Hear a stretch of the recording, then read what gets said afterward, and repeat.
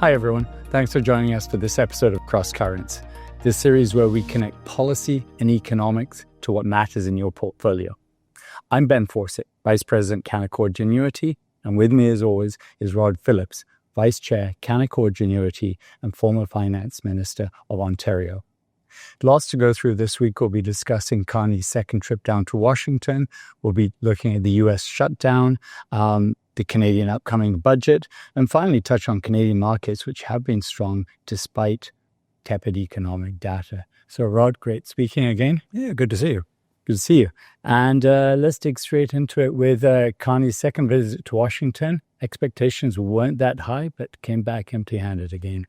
Yeah, there's a lot of chatter in the political classes that expectations weren't managed all that well, and that may or may not be true. But I think the bottom line is there was another good conversation. There seems to be work going on behind the scenes. I think, as he often does, the president articulated some of the core concerns, which is that these are, competitive dynamics. As he said, he wants to build cars, and my friend Mark wants to build cars, and we have this huge market, which gives us an advantage, which pretty much summarized, that whole conversation. That said, a lot of the conversation around the meeting seemed to be positive. I understand that the Prime Minister stayed down, and had dinner with Vice President Vance. So, this is going to be something that gets solved in meetings that aren't on TV.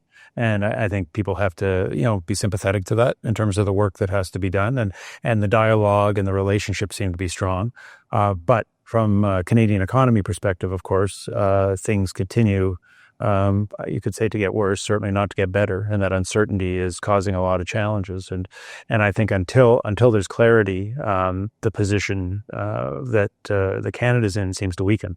Now, you could.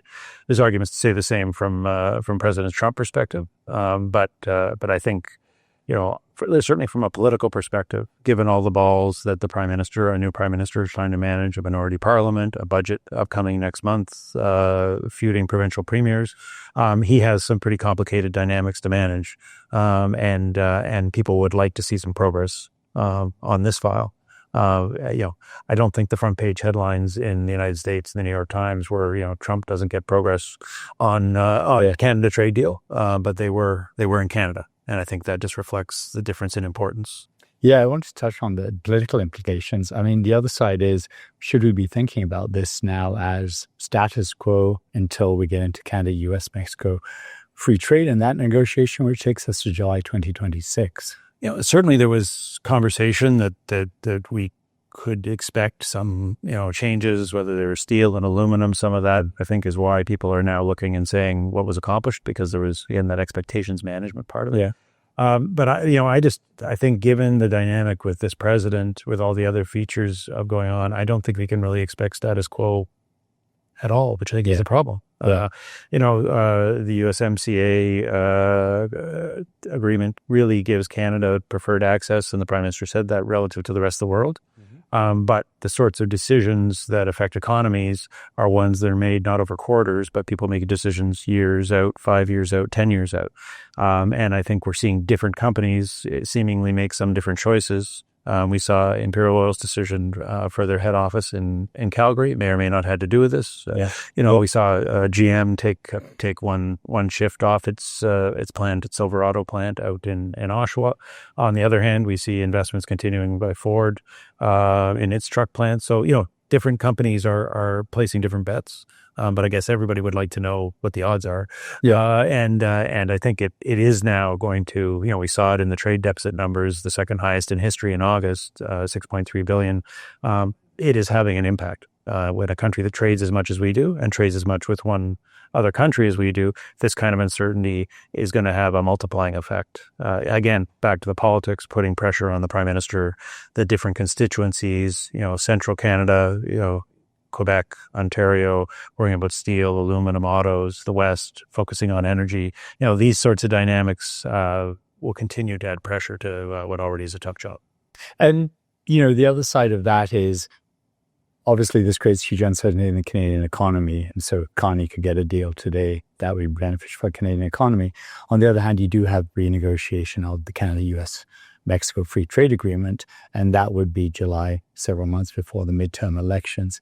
Is there a view that Carney may be willing to let this slide into that because he'll have more leverage mid next summer? Yeah, so there's really two perspectives. The view the last time when Canada negotiated with the Trump administration was getting further into the Trump administration, getting closer to the midterms was seen as beneficial because leverage became constrained. But there's another view where that some of the, if you really look right now at who had the best New Deal, it was actually the UK who did the first deal. And so now it was more limited. There's a bunch of things you could argue. And they have a trade surplus with the U.S. Different situation. Yeah. And I think that maybe is to be fair to all of the parties. And again, I think the president and prime minister spoke about this in their meeting. This is a highly integrated, highly complex agreement because of proximity and the integration of the economies. So it would make sense that it's complicated, and it would make sense that it would be difficult. So I think it's judging to answer the question that you asked, which is really the key question. You would have to judge Donald Trump's political future, and that's a tough call right now. It's easy to have a point of view, but he's a very disruptive. I think the prime minister said this. Certainly changing a lot on the ground, not just in the United States but in the world. Likely the most impactful U.S. president in generations, right? In terms of the impacts he's having, not just in the United States but in Canada and in the rest of the world. So, how will that fare in the midterm elections? Probably the most important thing is how will the U.S. economy be doing at that stage? That's true. And perhaps bringing that back to politically from Carney, not having delivered on that deal at this stage.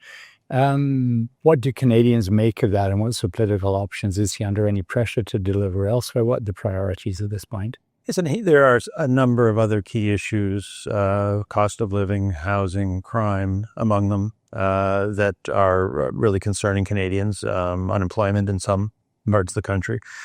Those are the sorts of issues that no prime minister can afford to take their eye off that ball. I think, if you were to look at, the hours of his day, or if you were even to look at the time he's spending, whether it's on the foreign trips, trying to trade diversify, or planning and working, on the U.S. deal, it is, clearly dominating his time. Yeah. The real question is, does it have to dominate his government's time? And I think there's a perspective that he now needs other members of his government to be stepping up and, focusing on housing, focusing on crime, focusing on these other issues that Canadians are worried about. Otherwise, politically, you could solve one problem, only to have people say, thank you very much for that. Now, what have you done on these other things? So it's a complex matrix. I think the budget in November is going to be really indicative of what what the priorities are, because budgets, if nothing else, do establish government priorities, because what you spend on is often what you care about. He's also and his government has talked about an austerity program, which can have broad-based implications when you see how big the federal budget is and how big it's become. There's a lot of speculation, including by the parliamentary budget officer, about the size of the deficit. We've not had a more economically literate prime minister in a very long time, so these aren't going to be lost on him. Whether they manage the politics of that, the impacts on things like provincial governments, on transfers, on individual Canadians, of any shifts they need. These are all things that, by the middle of November, we'll have a pretty good sense after the budget lands. Yeah. And perhaps one of the other areas of the major projects office, we've had the first tranche came out earlier this month or last month. And it was, nothing too new or nothing that unexpected. What are you expecting for the second tranche, which again, I think it's by the Grey Cup? Listen, I think the effect of the first tranche is going to impact the second tranche. I think generally, with some exceptions, the projects in the first tranche were unsurprising, but also not therefore impactful. So a lot of people were saying, well, these are just a bunch of things that were happening anyway, which may have made sense because, of course, those would be the first things you might prioritize. There's, I think, some skepticism about some of them, whether the high-frequency rail project, from Quebec to Toronto is really going to be proved in 2 years. A whole lot of roads that train has to cross. And, it'll be interesting to see. I'm not sure I would have picked that one if I wanted to be successful 2 years from now. But nonetheless, I think this next tranche, I think there's an expectation that it will be more economically focused. There was some limited specific projects, but there's a lot of expectation around mining. There's a lot of expectation clearly out west and controversy, I would say, relative to a pipeline, oil pipeline versus no oil pipeline. And I think that will be, predominantly the focus, although different regions have huge parts to play and huge interests in projects that have nothing to do with whether there's a pipeline from Alberta through BC to the coast. But I think that is going to dominate a lot of the conversation, and that's a very complicated political issue for the Prime Minister. Yeah, I mean, let's play that one out a bit. Daniel Smith, Premier of Alberta, was definitely pushing the northern access for a bitumen pipeline. The other side, BC came out, the Premier came out quite strongly, just saying this isn't in the interests of BC necessarily. They do have a lot of jobs and investment in BC right now due to LNG. And in order to make those continue, you need, they negotiated a tanker ban along the coast, which would have to be removed. Play us through the sort of dynamics there and how Carney... of the top 5 complicated challenges he has to deal with, this is certainly one of them. Against the backdrop of Western alienation and Alberta and Saskatchewan being anxious about their role, neither of those provinces having large representation in the government. The Prime Minister has done a very good job up until now in terms of harnessing both those premiers, but particularly the Premier of Alberta in terms of, wanting to see, including locating the major projects office in Alberta, to say, Alberta's needs and the energy sector is going to be a huge priority. That said, there are major policy decisions, not least of which the emissions cap and the tanker ban, the latter particularly being a go, no-go decision from the perspective of this second pipeline. I think the Premier of Alberta has a bit of a win-win political situation if she can get that approved in terms of the various things, the restrictions taken off, and of course what that would still require is a private sector proponent to put up what did the last pipeline cost, over $30 billion, somewhat over budget, and had to be funded by the government, not the way you'd want to do those things. But if she can put that if she can put that on the agenda and win, well, she wins. If she loses, there's fertile ground in Alberta for that fight about Alberta's ability to direct its own destiny and that fight too. Premier Eby is in a very different situation. They would argue that a lot of the economic development is tourism and otherwise related. They would point out the First Nations concerns, which are real, and as you said, point out that the LNG pipeline was in itself a compromise. That was because it wasn't an oil pipeline. So I think the Prime Minister. I think the position right now for him and his energy minister, Minister Hodgson, is until there's a proponent, until there's someone to write a check, or at least say under these conditions we'd write a check, we're going to make decisions about things that are real and tangible. The private sector proponents who might be interested in it are saying, well, I'm not going to talk about writing a check till I know I can drive that tanker up to pull it in. So I think this is going to be one of the big tests. The politics are complex because the Liberal government today does rely on a certain number of seats. Many of them are along the coast of BC. But I don't think that we should assume that the Premier of BC singularly represents opinion in British Columbia. He's living with a very close government as it is. Did not get the same voter response that they did the last time. So I think there are 2 points of view there. And I think this is something that's going to be litigated between those two premiers and the Prime Minister and his representatives to get public opinion to land in a place that's sustainable. Not an easy one to sort out. Perhaps switching over back to the U.S. as far as what the U.S. administration is focused on at this stage. It's been, global focus to some extent. What are the sort of the key priorities at this stage from the U.S. government? Wow, it's one of the hard questions. I mean, I think we have to at certain point take the president at his word. domestically, he's very focused on immigration, continues to focus on immigration, and as a adjacent area, this issue of various U.S. cities where he's some would say acting outside the Constitution in terms of putting the military into play. And so these are not small things in the domestic U.S. political environment. You've got the government shutdown, which is arguably about, or is said to be about particular healthcare benefits, and that's a real issue. But in many ways is also the Democrats trying to get their footing to be against Donald Trump for any number of reasons. Given the day, you get a different ruling from the courts on different issues. You can't get rid of someone on the Federal Reserve, but you can do this. And so there's multiple issues operating there in terms of this idea of an executive presidency where, fundamental to the Trump agenda is the sense that Donald Trump uniquely, as the chief executive and the head of the executive branch, can make any decisions that he wants in the context of that part of the government. And then that, we're going to know from the courts over time to the extent that that's true. And then, of course, there's the economy. I think this issue of what happens with tariffs, what happens with other factors affecting the U.S. economy, presumably the reduction in immigration and causing a labor shortage in some measure.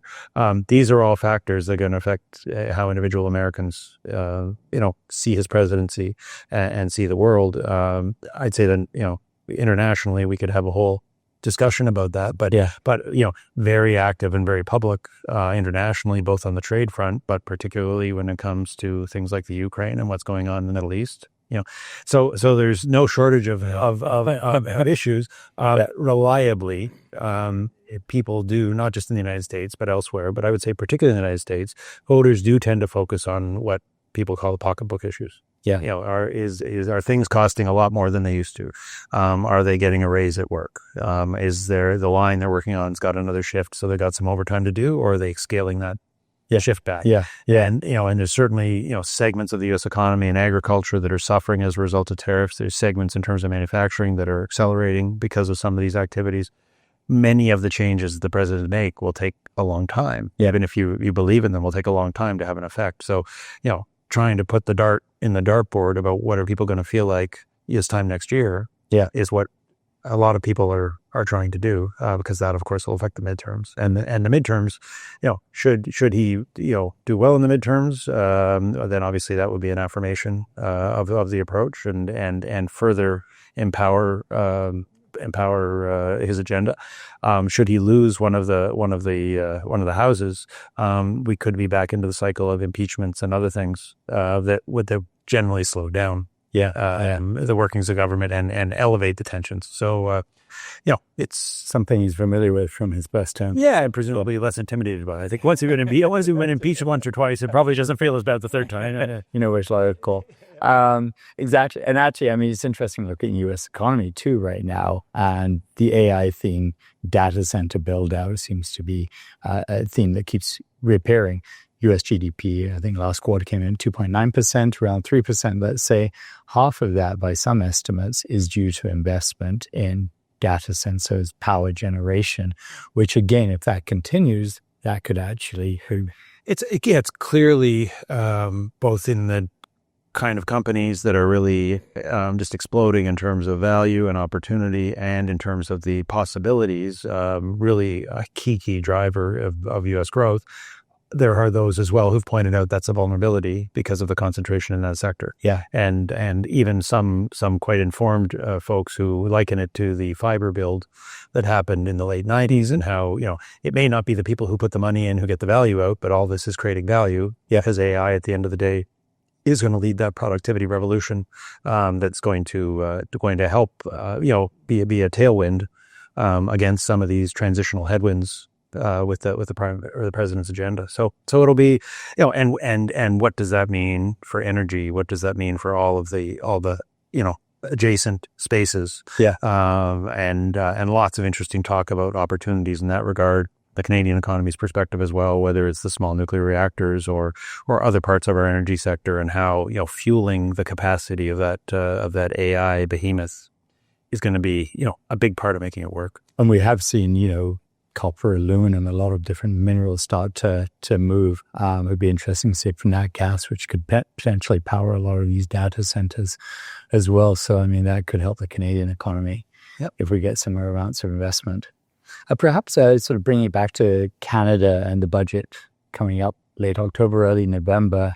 Again, estimates of the deficit, 60 to 90 billion. And that's probably without some of the defense spending that's been promised. In Connie's feet, how is he sort of going to position this, and what's his thought process? Canadians to date have been remarkably sanguine about high deficit numbers. There is not the same anxiety that existed, let's say, in the mid-late 90s relative to that. There's a bunch of reasons, for that. And so I think the tension is going to be between someone who has made part of his brand that he's going to be an effective economic and fiscal manager, and the many challenging realities of wanting to increase defense spending materially. And that, frankly, being, it seems, a really important pivot in our relationship with the United States, which, of course, affects the trade and all of the trade complexities. And we've already seen hundreds of millions of dollars flowed into some companies to support challenging industries, whether it's aluminum or steel, to try to maintain those companies, against the backdrop of relatively high unemployment. And so, I'm going to be interested, I guess, from my former, the former finance minister, always interested to see the revenue projections. There's the expense side, which is there and certainly speaks to priorities, but it will be very interesting to see what the expectations are, particularly with regard to corporate taxes, which tend to be the taxes that fall most quickly. In terms of and have the longest lag because of the write-offs. Once you have a losing situation, you can not pay. You don't have to pay tax for a while. So that will be a real indicator of the expectations they have about the economy. And of course, as we know with any budget, of course, the higher the revenue number is, well, that lets us spend more. But I think we can probably count on this prime minister to be relatively disciplined about that. He's also talked about the difference between investments and ongoing costs, and I think there will probably need to be some more definition, because I'm not sure everybody's paying attention the way we do about that, or many people can see the difference. The deficit number will be the deficit number, and bond markets will be looking. Inherently will have confidence in a government that's led by a former central banker. But bond markets will be looking to see a fiscal plan that has some sort of acknowledgement of maintaining the relative ratios between GDP and debt, and prospectively seeing a budget get back closer to balance over time. So if we'll see, the parliamentary budget officer was quite concerned and used words unsustainable when they described the current situation. That's not happened before. And it doesn't sound like it's going to moderate immediately too.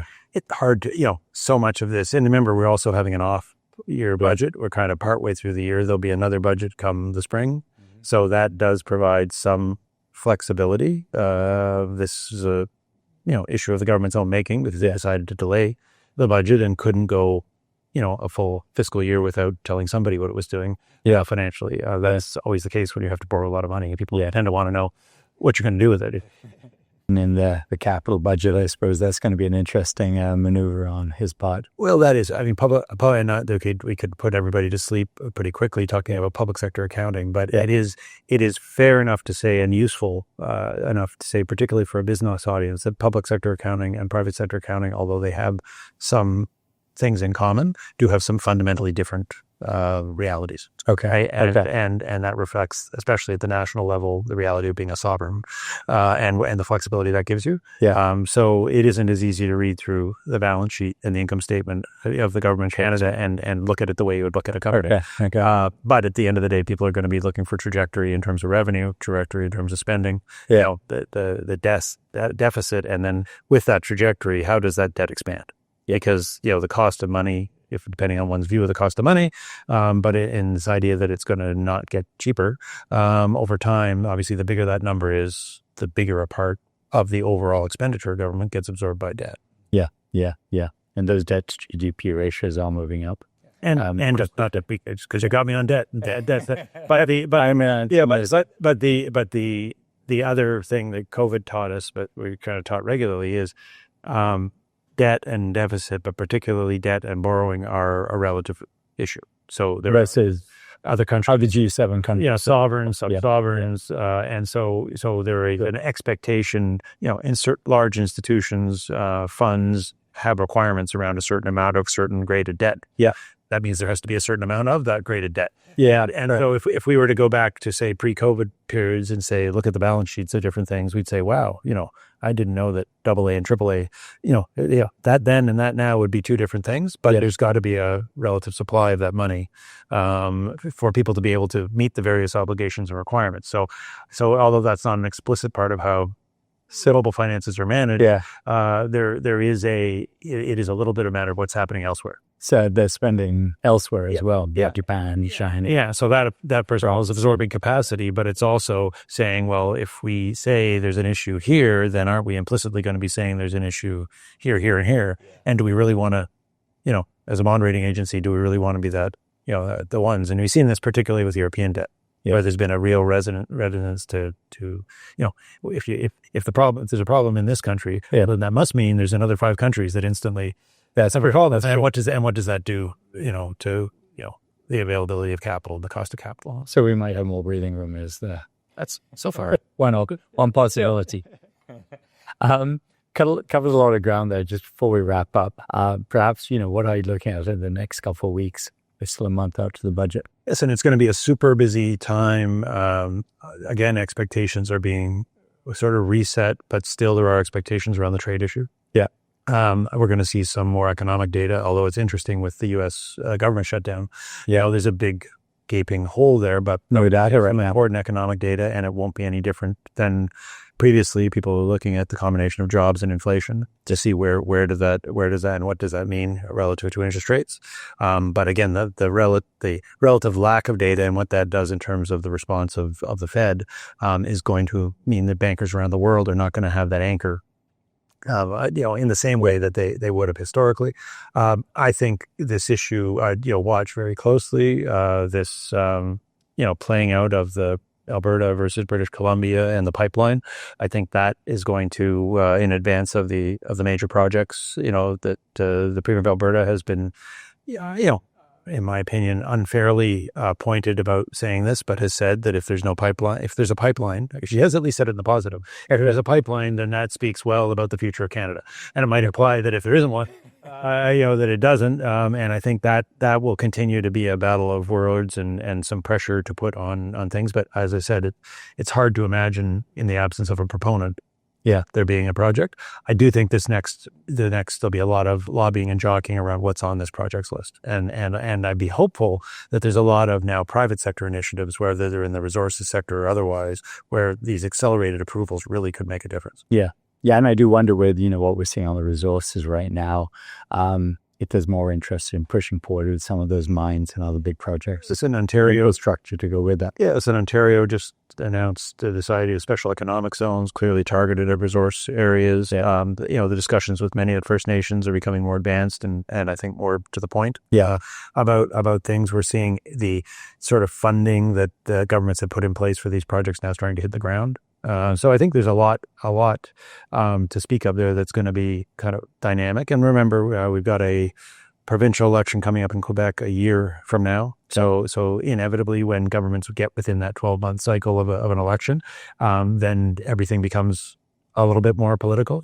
We've got people who are saying that this federal government, which is a minority, may not last another year. Right, as depending on what the opposition parties do. First thing they're going to have to do is decide who's going to vote for the budget, because if nobody votes for the budget from the other side, then that will be an election. It'll be an election in January. So I don't expect that, but I think those are all dynamics to realize when we see the various players trying to, make their public statements. And as you know, I have a point of view. You have to see what people say because they say it for a lot of reasons. But then you've got to, quite closely watching the actions that follow and then the reactions to those actions. And I think particularly back to where I started, that BC Alberta pipeline play, we're going to see a lot of rhetoric, right, trying to cause an outcome, and then we'll see responses to that, many of which people probably aren't anticipating. Yeah. It'll be interesting. Lots to talk about next time. That exactly. Good talking. And thank you for joining us for this episode of Cross Currents. Have a great day.